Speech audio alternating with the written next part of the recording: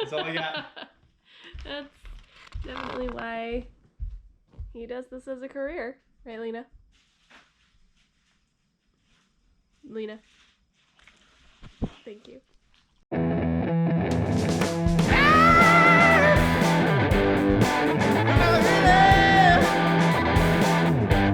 from New York, it's Colin today.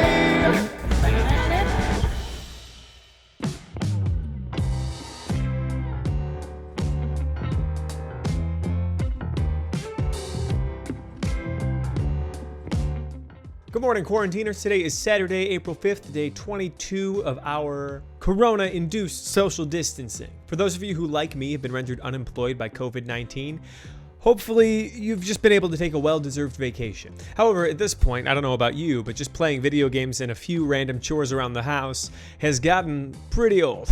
I'm getting a little stir crazy, so I've decided to do something about it. I do believe it's healthy to every once in a while take some time to just do nothing. I mean, there is nothing better than canceling plans. What did John Mulaney say? Canceling plans is like heroin. It is an amazing feeling. Such instant joy. You ever ask an adult what they did over the weekend and they say they didn't do anything? Their faces light up.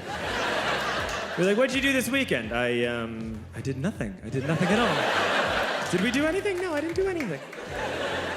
At the same time, I don't believe it's healthy to do nothing for extended periods of time. So here are some tips and tricks that can help you stave off those quarantine blues. 1.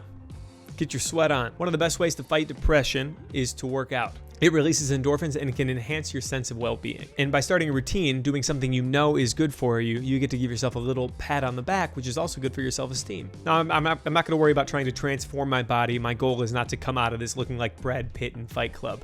But I do just want to try to be a little active every day. So I'm going to alternate every other day with either some body weight exercises or some yoga. And I do have a link to the body weight exercises I'm going to start with right here.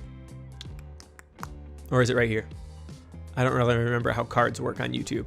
I also have a link to a short yoga routine to get you started right here or here, whichever one is correct. If you're big into the yoga, I would definitely recommend Kula Yoga Studio in Grand Rapids, Michigan. Some friends of ours started it. For $50 a month, they are releasing a different yoga routine every day. Number 2, try to get on a regular schedule. Doesn't matter if you're staying up till 3 a.m. and then waking up at 11, but just try to find a schedule that works for you in this time. Staying in bed all day can fuel a depression. So let yourself sleep the 8 hours that you need and then get out of bed. Make your coffee if you need it, and do that workout we talked about to maintain your sanity. Try your hand at meditation. I've never been one for meditation. I've tried it a few times and never really gotten it, but I'm gonna give it another stab during this time because we have so much time. My little brother Cameron was doing it every day for a while and he swears by it. If meditation interests you and you have no idea where to start, you can try a guided meditation like the podcast Meditation Oasis. Number 4, learn a new language. With Duolingo, you can do this for free and you only need to spend like 15 minutes a day to make a fair amount of progress in just a couple weeks. And if you know somebody who already speaks the language, then maybe try set up a Zoom call with them and then you can try to have some conversations to see how your progress is going. Which brings me to number 5. Video chat with people who you have lost touch with over the years. Zoom makes it really easy to chat with a big group of people. My buddy Jake is doing something he's calling quarantine time, where every day at 2 p.m. He posts a link on his Instagram, I think maybe on his Twitter and Facebook too, where you can type in his meeting code and just join him for tea time. And it's always random. He doesn't know who's going to end up showing up.